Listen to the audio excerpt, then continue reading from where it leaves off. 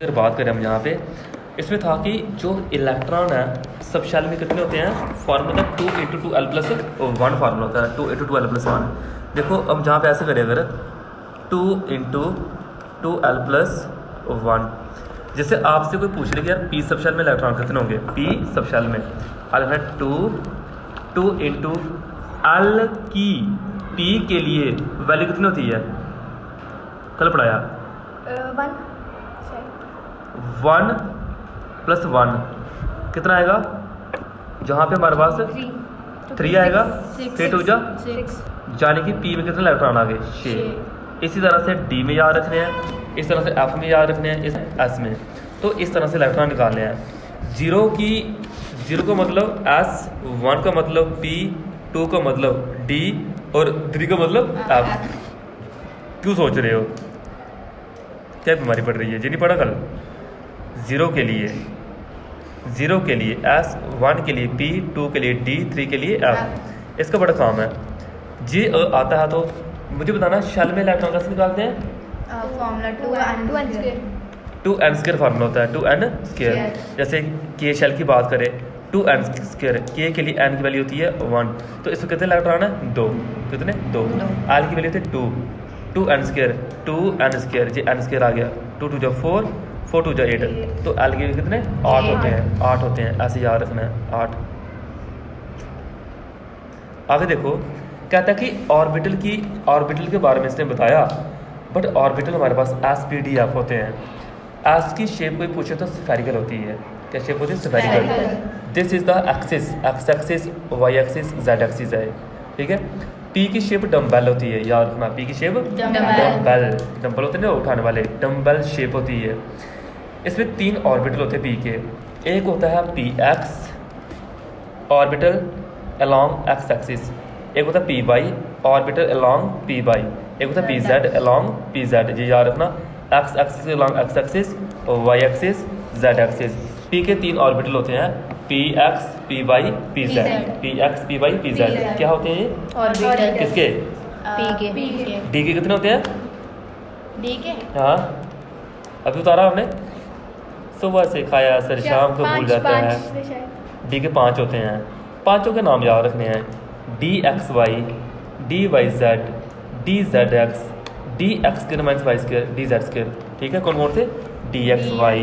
देख लो इसमें ये लाइन बड़ी इंपॉर्टेंट है, ए पेन खाएगी अभी। इसमें देखो d x y, x y इन एक्सिस के बीच में आता है, ये बीच में आता है, मतलब जो गैप देख रहे हैं हमारे बीच है, जी गैप है, गैप के बीच में आते हैं। वाई जेड में गैप के बीच आते हैं, जेड एक्स में गैप के बीच आते हैं। ये बहुत इंपॉर्टेंट क्वेश्चन है 12th में बच्चों, बड़ा मैं ऐसे ठोर के पढ़ाता हूँ बच्चों में जी, ठीक है। ये बीच आता है, लेकिन जो इसके 2 ऑर्बिटल बचे हैं वो बीच में नहीं आता है, एक्सिस के ऊपर आता है, एक्सिस के ऊपर आता है, ऊपर दिख रहा है, ऊपर आता है। डी जेड आपने जहाँ पे लिखा नहीं, इसका देखो, इसका आएगा, इसका नाम है D x² - y², D x² - y², इसका स्क्वायर माइनस y², इसका डी z² होता है, इसका डी z², डी z² का मतलब होता है कि जहाँ पे जो ये डाला ना बीच में रिंग, इस रिंग का मतलब होता है जैसे आप पानी में आटा फेंकते हो, मछली एक जगह इकट्ठी हो जाती हैं, समझ लो ये वो है कि सारे इलेक्ट्रॉन इधर इकट्ठे हैं सेंटर में, सारे इलेक्ट्रॉन कहाँ भी इकट्ठे हैं, सेंटर में इकट्ठे हैं, इसका ये मीनिंग होता है। आगे देखो इसके बाद एफ की शेप कॉम्प्लेक्स होती है, ड्रा करने की जरूरत नहीं है, ये नहीं करवाता बच्चों को मैं, ना ही वो पूछेगा आपको। तीसरा क्वांटम नंबर है मैग्नेटिक क्वांटम नंबर बताता है आपको ऑर्बिटल की ओरिएंटेशन, मतलब कि वो किस तरह से रोटेट होता है ऑर्बिटल के बारे में बताता है कि एक सब शेल में कितने ऑर्बिटल हैं, ये बताता है। इसकी वैल्यू होती है -l से +l, आपने 1 लिखा होगा, ये होता है -l से +l होती है इसकी वैल्यू, -l से +l। अब 1 नहीं पता 1 कैसे लिखते हैं, ये देखो 1 लिखा हुआ है, और ये इतना सा दिमाग को लगा देना है, -l to +l इसकी वैल्यू होती है, ये ध्यान रखना है। देखो इधर समय को समझा रहा हूँ, यहाँ पे बड़ा काम की चीज़ समझा रहा हूँ। जैसे हम बात करते हैं, अब एक एग्जांपल लेता हूँ, हम बात करते हैं पी की, पी के लिए हमारे पास आता है, पी के लिए देखो, पी के लिए वैल्यू कितनी होती है, देखना पी के लिए बता सकते हो हमारे पास एल कितना होता है, 8 थप्पड़ खाना मेरे से, एल पी के लिए एल कितना होता है, जब पी के लिए L छोटा एल है जी, छोटा। जैसे एस के लिए 0 होता है, पी के लिए 1 होता है। भूल क्यों रहा है फिर, 1 होता है। अगर मैं इसमें पूछूँ आपको, इसमें पूछूँ अगर मैं आपको मैग्नेटिक क्वांटम नंबर कितना आना है, आप देखो सर मैग्नेटिक क्वांटम नंबर तो हमने पढ़ा हुआ है, उसकी वैल्यू तो -L से +L होती है, ठीक है। तो सर -L से +L यानी कि जो L है -L से +L, तो इसका मतलब हो सर -1 से +1, तो -1 +1 से पहले कौन आएगा 0, फिर कौन आएगा +1, कितनी वैल्यू है 3 है। क्लियर। इस तरह से अगर कोई 2 होता तो उधर आना था -2 से +2, -2 -1 0 1 2, 5 हो गया। जो डी की होती हैं, किसकी होती है डी की।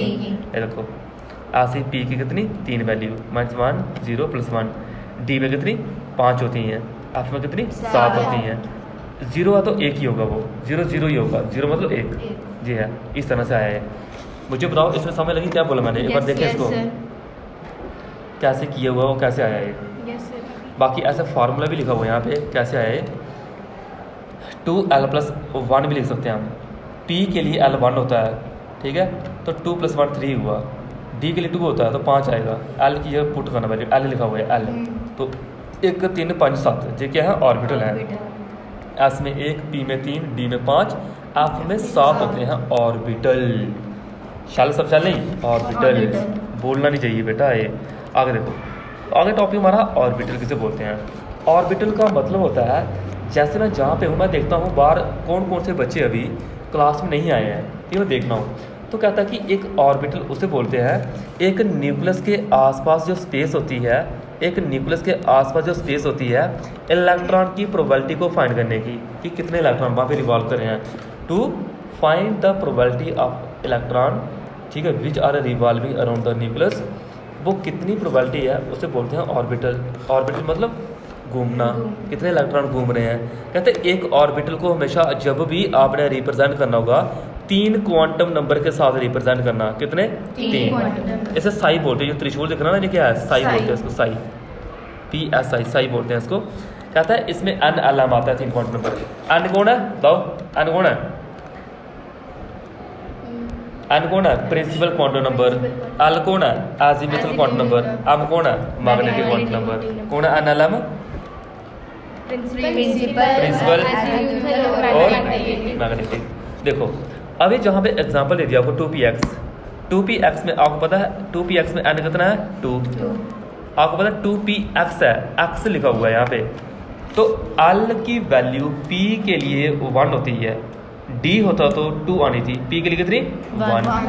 m की वैल्यू पता कितनी होती है, m की वैल्यू होती है, देखो m की वैल्यू जो दिख रहा है आपको -1 + 1, जी हमारे पास आ गया, -1 भी हो सकती है +1 भी हो सकती है, तभी लिखा है कि -1 लिखो या +1 लिखो, -1 या +1।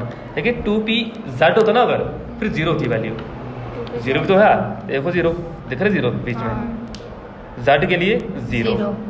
चलो पता क्या बोला मैंने, m की वैल्यू जहाँ तो -1 जहाँ तो +1 होती है। अगर 2py पूछता फिर क्या आना था जरा बताओ, हाँ 2py में बताना, रेड वाली लाइन क्या आनी थी 2py में, कॉपी पे बताओ जरा लिख के, 2py में रेड वाली लाइन क्या आनी है, करे जल्दी।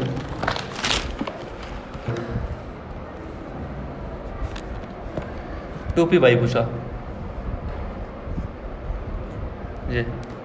जी आपका n है,